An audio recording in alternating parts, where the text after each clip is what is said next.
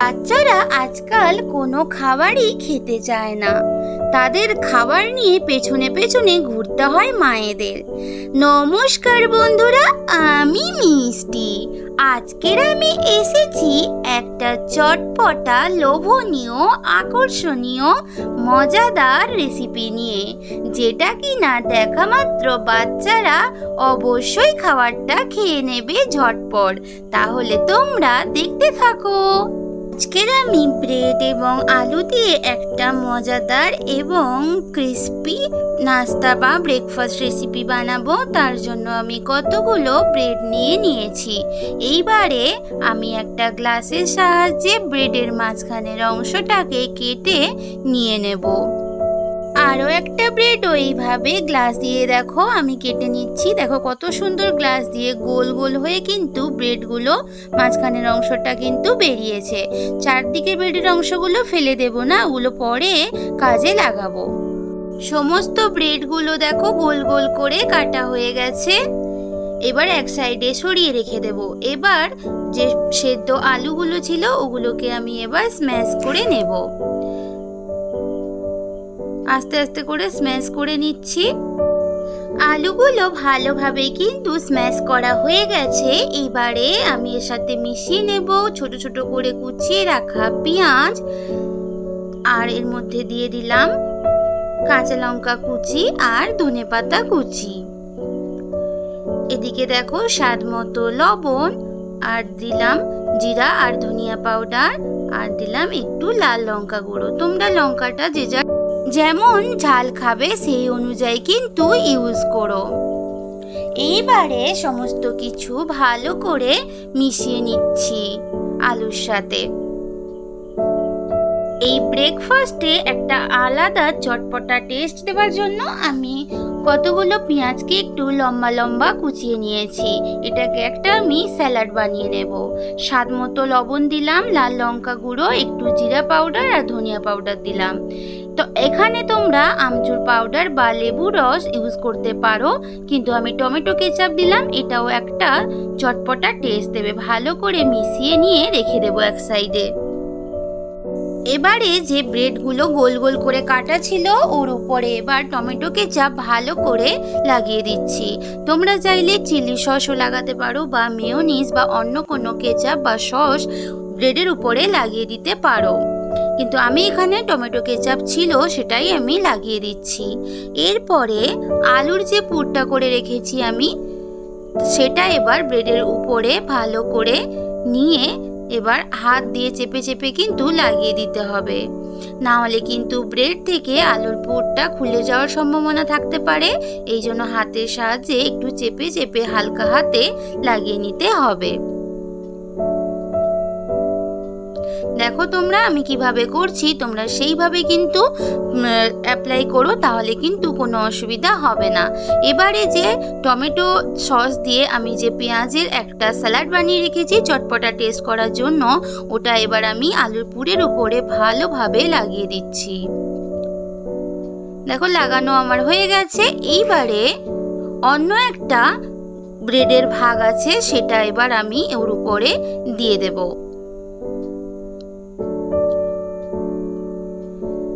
এবার ব্রেডটা দিয়ে ভালো করে হালকা হাতে কিন্তু একটু চেপে চেপে ভালো করে লাগিয়ে নিতে হবে।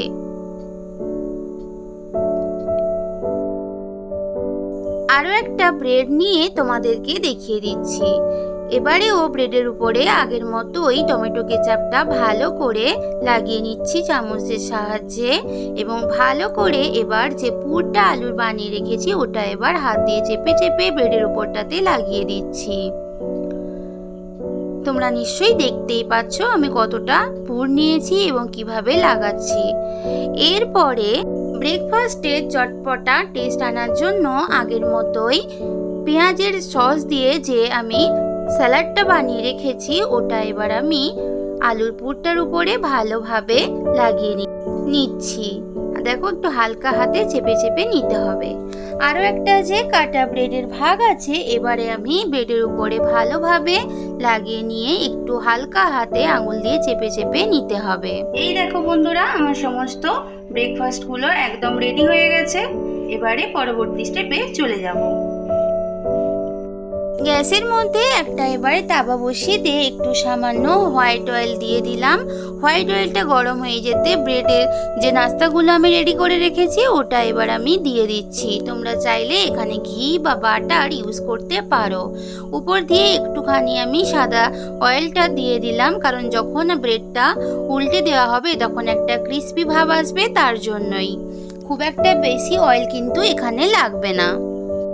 একটা দিক ভালোভাবে হয়ে যাওয়ার পরে দেখো, দেখতেই পাচ্ছ একটা দিক ভালোভাবে কালারটা চেঞ্জ হয়ে গেছে, অপোজিট দিকটাও উল্টে দিলাম।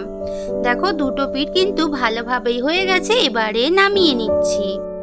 একই রকম ভাবে বাদ বাকি যে ব্রেডগুলো ছিল ওইগুলো তাওয়ার মধ্যে দিয়ে দিলাম এবং সামান্য হোয়াইট অয়েল চারদিকে ছড়িয়ে দিলাম এবং একটা দিক হয়ে যাওয়ার পরে লাল লাল মতো ভাজা অপোজিট দিকটাও উল্টে দিয়ে সবগুলো নামিয়ে নিচ্ছি।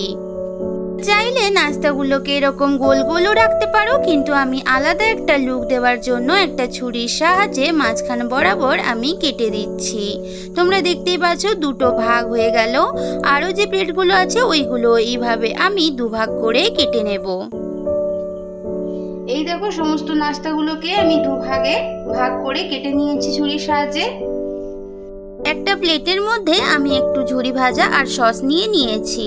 তোমরা এইভাবেও এই নাস্তাটা খেতে পারো, কিন্তু আমি একটা আলাদা অ্যাট্রাকটিভ লুক দেওয়ার জন্য এবং বাচ্চাদের কাছে অ্যাট্রাকটিভ করে তোলার জন্য আমি প্রথমে সসে কোট করে আমি ঝুরি ভাজাগুলোর মধ্যে কোট করে নিচ্ছি ব্রেডগুলো। দেখো দেখতেই পাচ্ছ কতটা ইয়ামি ইয়ামি দেখতে হয়েছে। অনেক বাচ্চারা কিন্তু ব্রেকফাস্ট করতে চায় না, তাদের কাছে যদি এরকম একটা নাস্তা রেসিপি দেওয়া হয় তাহলে কিন্তু তাদের কাছে এটা লোভনীয় হয়ে উঠবে, সবারই কিন্তু খুব পছন্দের হয়ে উঠবে। সমস্ত ব্রেডগুলো এইভাবে সাজিয়ে নিয়ে তোমাদের সামনে ফিরে আসছি। এই দেখো বন্ধুরা, আমার ব্রেকফাস্ট বা নাস্তার রেসিপি একদম রেডি। দেখো কেমন অ্যাট্রাকটিভ লুক লাগছে না? দেখতে যেমন অ্যাট্রাকটিভ, খেতেও কিন্তু তেমনই ডেলিশিয়াস এবং চটপটা। বাচ্চা থেকে বড় সবার কি খুবই পছন্দের হবে এই রেসিপিটি।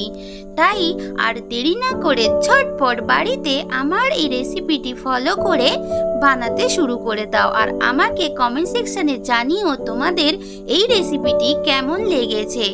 আমার চ্যানেলের নতুন বন্ধু এবং পুরনো বন্ধু সবাইকে অনেক অনেক ধন্যবাদ।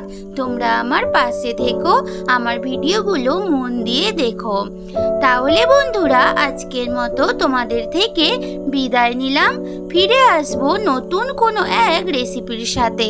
ততক্ষণ তোমরা সবাই ভালো থেকো, সব সময় হাসতে থেকো। টাটা।